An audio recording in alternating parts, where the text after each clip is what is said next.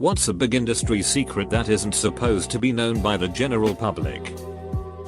You use too much Dawn dish soap. That stuff is ridiculously concentrated. Obligatory highest rated comment edit. Midway games at carnivals or fairs purposely let people win early on in the day. This way people carry around the prizes and advertise them for the rest of the day. Edit. Guess I should mention I volunteered at my local fair for several years. Customer service also have mute buttons. And they use it to laugh at you and or call you names while you're busy complaining. Nearly every caller you hear on Top 40 radio is either a intern or someone else close to the studio. Everything is fake. Especially that War of the Roses sheet. At Subway my manager never once bought real mayonnaise. The light mayo and the real mayo are both light mayo. Investigate those duckers. Your children tell us nearly everything about what goes on in your home. Source: preschool teacher. Thanks for all the upvotes and replies. Cracking up reading some of these. A lot of people probably know that when a TV show goes into syndication that some scenes will be cut from episodes to make them slightly shorter. To fit in more commercials. What people don't know is that the show can be slightly sped up as well. To squeeze in just a little more advertising. I attended a songwriting workshop at Berklee School of Music. And Anna Wise, Grammy-winning songwriter, Kendrick Lamar collaborator, told the audience during a presentation that whenever someone magically blows up on SoundCloud or YouTube, that it's not authentic. A label will sign the artist in secret. And then suddenly boost their viewership tremendously to make it look like the independent artist did it on their own. Not sure if this is an industry practice. But a very popular online retail company in my country has no in-house web designers or any other stuff beyond your generic networking techs. Anytime their website or backend systems need work they simply advertise a permanent position and give the job of sorting out whatever they need done as a trial for the candidate. Once completed, they then inform them that the position is no longer available and send them on their way. They've been doing this for years. Edit. Well, that escalated quickly. Customer service text chat can see what you're typing in the box before you hit send. A bottle of Windex is basically 95% water, 4% ammonia, and 1% blue dye fragrance. The most expensive part of the product is the bottle. Not all store employees know everything about each thing in the store. No. So, I do not know how to install a home security system. Only about 20% of the people working here are actually properly competent and really understand what they are meant to be doing. Let alone why. Which industry? Every industry. Source: have worked in a variety of jobs temping across a huge range of industries over the last decade. Edited to add, this doesn't really apply to any kind of position that could be better described as a vocation than a job. It feels like it shouldn't be a secret. But a lot of people just don't get it. If you find yourself waiting forever to be seen in the ER, that's probably a very good thing. We get the serious stuff back there pretty dang quick. Edit. For clarity's sake. A whole lot of pain doesn't automatically make something serious. A broken arm or something hurts like hell. But we're going to take the guy who's sweating and says his chest feels a little tight before you. Because he might be dying and you definitely aren't. Patient confidentiality just means your name isn't in the story. Not that your story won't get told. Grocery store bakeries do not bake the cakes they decorate. That stuff comes in frozen. I can't bake you a carrot cake. Asterisk. On top of that, most of the baking in grocery store bakeries is just pulling frozen pastries or muffins or whatever out of a box and panning it up. Then putting it in the proofer oven. We don't really make things anymore. Edited for politeness. When a movie trailer has shots that turn out to be missing from the actual movie, that's not because scenes were cut. Those shots never existed in the movie. The trailer didn't test as well as they wanted. So the studio inserted scenes specifically made for the trailer during additional photography. The fresh chocolate chip cookie scent that can be smelled outside of the Magic Kingdom bakery is artificial. It's piped out there to draw you into the bakery. They are called smellitzers. They are like targeted scent cannons. Disney also cranks the AC up in the shops in the wintertime, so it feels colder than it actually is. And you think to yourself, man, I better get that Mickey sweatshirt or I'm gonna be freezing all day. My sister was on The Biggest Loser. Jillian and Bob were there 2 maybe 3 days a week. They make it seem like they live there. I was a contestant on The Biggest Loser. This is a fact. We mostly spend our days working out by ourselves, or with sub-trainers that the celebrity trainers send in. Edit. Took her sister's name out of my comment. Not my place to throw that information out there. Jurors can return a not guilty verdict even if they agree that the defendant broke the law. If they feel the law itself isn't just. This is referred to as jury nullification, and judges do not want jurors to know about it. Even going so far as to hold people handing out literature about it in front of courthouses in contempt of court. Merlin Entertainments, the company that runs a wide variety of midway attractions like Legoland Discovery Centers as well as Legoland itself, pays most of their American employees less than Walmart. Oftentimes, employees love the job, but ultimately can't afford to keep it. This causes a near 90% turnover rate. I work for a web design development agency in Canada. Clients think they pay us to do the work. The reality: we charge anywhere from $5,000 to $200,000 plus for web projects. We take 90% of those projects and outsource them to India for $200. The projects come back built so poorly, we spend months fixing them. The CEO laughs to the bank. I don't agree with the process, but that's why I quit and start a new job next week. Companies have quarterly targets, including shops. So if you're buying, for example, a fancy watch, go in at the very end of the quarter and lowball them. If they haven't hit target for that quarter, then they're often likely to cut you a deal. Something they probably won't do at the start of the quarter. If they've hit target, just wait.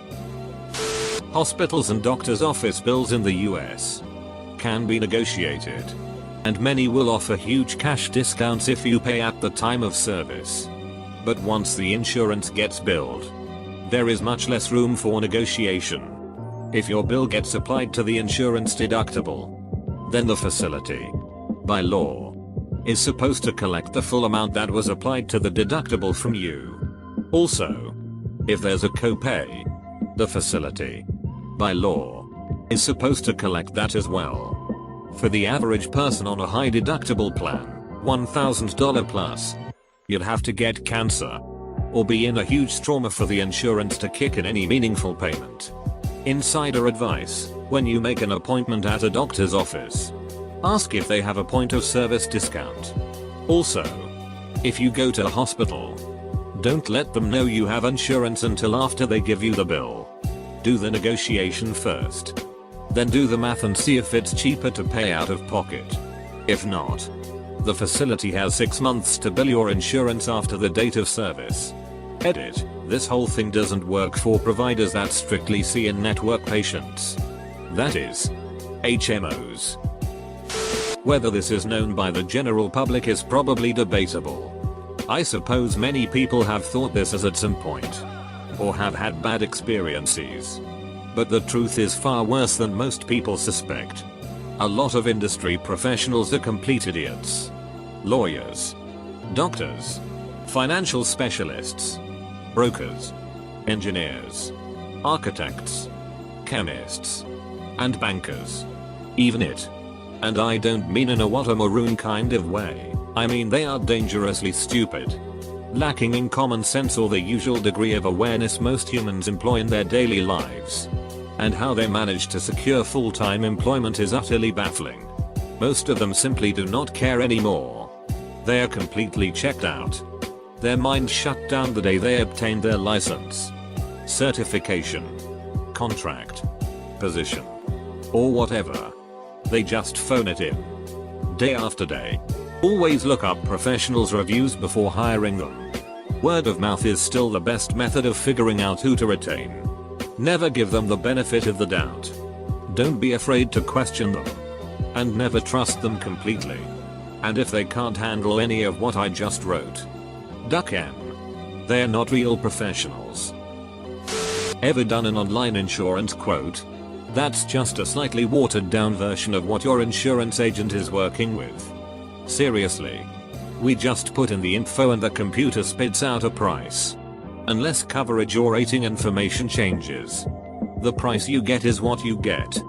20-30 years ago, an agent could tell you how much different rating factors impacted the price.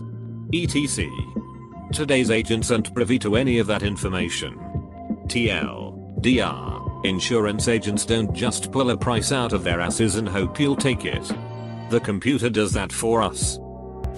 If you have a Bank of America credit or debit card, and your card gets declined and you call and find out it was because of a data breach, the fraud department that you speak to is forced by the bank to tell you that they can't see where or when the data breach occurred. But we can see it. It shows us right there on our computer. It's really ducking annoying for everyone involved. Other than the bank apparently, since they're the ones that enforce this. It's a major problem because your card gets completely shut off right there over the phone. And we have to send in a request to have a completely new card and card number sent to you. Then, you wait about 2 weeks to receive it in the mail. And have to change everything you pay your bills onto the new card number. But if you go back to the store with that new card that had the data breach and they still haven't resolved the problem with the breach, then your card will be shut off again.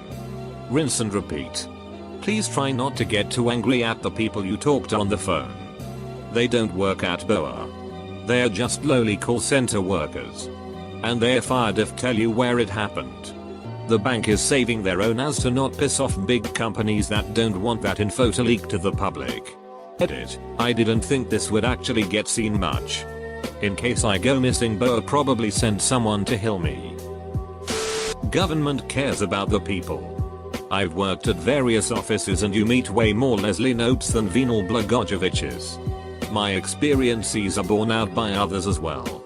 The author Mark Hallepin said on the Moment W. Brian Koppelman podcast that of the 160 presidential candidates he covered, at least 151 were literally in it to make America a better place.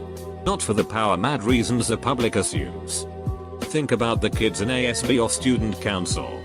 Those are generally the most ethical kids in the school and they become our future congressmen. Edit. Fixed podcast reference. The discussion starts at the 35-minute mark if anyone is interested. I work in the trucking industry and it's frightening how much food product is sold and resold after being rejected. Had a customer have a load of cheese refused because it was too warm, but took it back to another warehouse, cooled it down and resold it to another customer. I have seen it done with cheese, juice, meat and seafood. Only seen it done about 4-5 times out of 10,000 plus loads I have moved, but that is still too high. College professors often have zero or very little training in teaching. They are just really good at research in their area, and thus earn advanced degrees until someone puts them in front of a bunch of college kids. The top professor at a university with a PhD and a ton of research publications isn't even qualified to teach kindergarten, high school, etc. Pizza Hut managers are trained to give you free food if you complain about anything and with zero proof required. If they refuse to give you free food, call the corporate hotline and they will give you free food while reprimanding the store manager in question. Source: was manager. Got in trouble for not giving someone free food like I was trained to do. The pretzels you get at the mall only cost 25 cents to make, including labor. Also the cheese we have comes in a big can that is less than $15. They charge 50 cents extra for a tiny cup. We dilute it 3x with water and mix it up in the bag. Edit. I was an assistant manager for Auntie Anne's for 2 years. The 25 cents included things like labor, rent, franchise fees, insurance, etc. I'm sure there are other expenses that didn't cover, and I'm also aware things get marked up. Damn pretzels and their deliciousness. Security guards are underpaid and usually undertrained. That guy standing in front of the bank with a shiny gun? The guy some of you might expect to protect you if you're being robbed. He makes about $1 or $2 more than minimum wage, depending on what city you're in. The contracts for these jobs are insane. Sometimes it's hundreds of dollars per hour per guard. The actual person on the ground, in an industry that has very little overhead, makes very little money.